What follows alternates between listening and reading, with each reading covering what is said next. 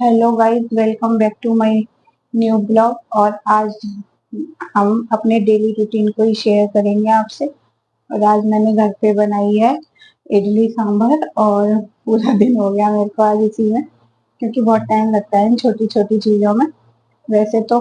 और फिर पार्लर भी थोड़ा लेट गई, गर्मी बहुत ज्यादा है उसकी वजह से।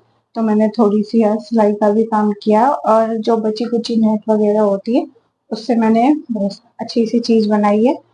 तो वो मैं आपको बताऊंगी, शेयर करूंगी आपके साथ क्या बनाया है। वो देखना आप, और आपके भी काम आएगी जरूर। देखना आप भी बना सकते हो। और अब देखो, खाना पीना खा के और ये बर्तन हो गए इतने सारे इकट्ठे, इनको साफ करूंगी। किचन विचन तो मैंने साफ कर दी थी, और गर्मी की वजह से कुछ भी काम करने का मन नहीं कर रहा। और बस कूलर के सामने, इसी के सामने बैठे रहो, ऐसे ही मन करता है। तो एक साड़ी में फॉल लगानी है, वो लगाऊंगी। और थोड़ी सी नेट पड़ी बची कुची, उनका कुछ कर लेते हैं, देखते हैं। ये लस्सी बनाई है नाश्ते के लिए, भगवान जी का भोग लगाने के लिए। और ये इडलियां बन गई हैं। एक बार में मेरी में 12 इडलियां बनती हैं, 4-4 वाली 3 प्लेट है।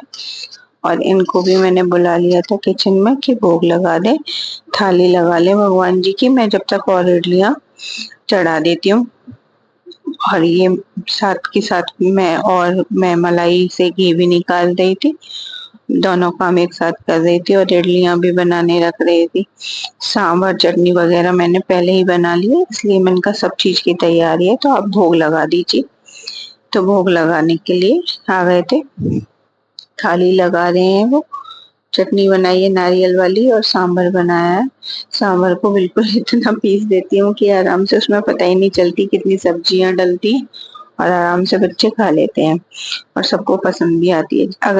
अगर एक भी आ जाए तो वो खाते नहीं है, छांट छांट के रख देते हैं। इसलिए उसको बिल्कुल महीन पीस के और फिर सांभर को मैं बनाती हूँ। और ये प्लेट में इडलियां रख रही हूँ बनने के लिए, जिससे कि और इडलियां बन जाए। और किचन में इसी तरीके से, पहले तब हम छोटे थे ना, हमारी मम्मी बनाती थी। उस समय तो इडली वगैरह तो बनानी आती ही नहीं थी। और आजकल तो यूट्यूब का, इंटरनेट का जमाना है, कुछ भी बनाना सीख लो, कुछ भी देख लो और कभी भी बना लो घर पे। ऐसा इंतजार नहीं करना पड़ता कब क्या बनाना है क्या नहीं बनाना है। जब जिस चीज का मन करता है वो चीज बना सकते हैं, खा सकते हैं। और घर पे बना के खाने का तो मजा ही अलग है, हेल्दी रहती है। और मेरे पास इडली का कोई स्पेशल कुकर वगैरह नहीं है, मैं इसमें ही ये एक स्टैंड सा लिया था, भगोनी में रख के ऐसे इडलियां बना लेती हूँ। और बहुत अच्छी बनती हैं, देखो सॉफ्ट सॉफ्ट एकदम फूली फूली। और ये अभी खाना परोस रहे हैं।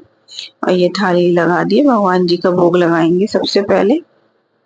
उसके बाद हम सब ने खाया, और फिर मैं बैठ गई मशीन को लेके, क्योंकि मुझे कुछ कपड़े एक दो पड़े हुए थे। किसी में फॉल लगानी थी, किसी में सूट वगैरह फिटिंग करने थे। और मेरे पास जो किट होती है साड़ियों की रखने की, वो वाली भी रखी हुई थी। और वो उनकी जो ऊपर की पॉलिथीन होती है वो फट गई। और मेरे पास नेट भी पड़ी हुई थी, पहले मैं सिलाई करती थी, अब मैंने आंखें बहुत ज्यादा वीक हो गई हैं, इसलिए सिलाई करना बंद कर दिया है। ये देखो नेट के इस तरह के छोटे छोटे टुकड़े मेरे पास बहुत सारे पड़े हुए हैं।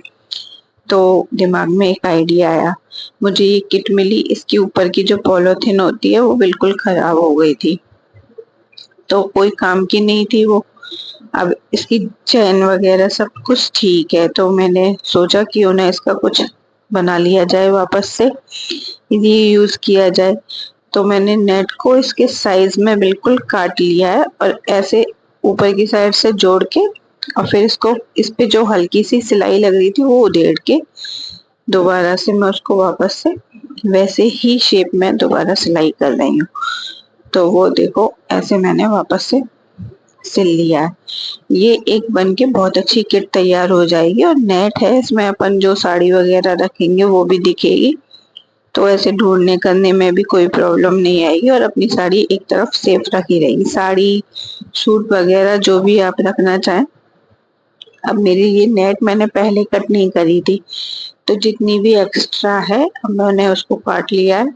और अब जो एक दो साइड से सिलाई रह गई है, इन दोनों साइड से सिलाई कंप्लीट करूंगी और फिर ये एकदम बहुत सुंदर किट बन के रेडी हो गई है। और ये पॉलिथीन से ज्यादा अच्छी टाइम तक चलेगी और लाइफ टाइम तो किसी की भी वैलिडिटी नहीं है आज के जमाने में, इसकी तो क्या ही होगी। तो इसलिए इसको मैंने पूरा सिल लिया है अच्छे से फैला के ढंग से और फिर ये बन गई है हमारी किट। मैं आपको दिखाऊंगी कितनी सुंदर बनी है। और साड़ी वगैरह रख के, साड़ी सूट जो भी रखना चाहो वो रख के इसको आराम से ढंग से अलमारी में रख सकते हैं, इससे फैलेगी नहीं कोई भी चीज। इसमें पूरा सेट बना के रख देती हूँ मैं भी, साड़ी ब्लाउज पेटीकोट वगैरह जब पहननी होती है निकाला एक साथ।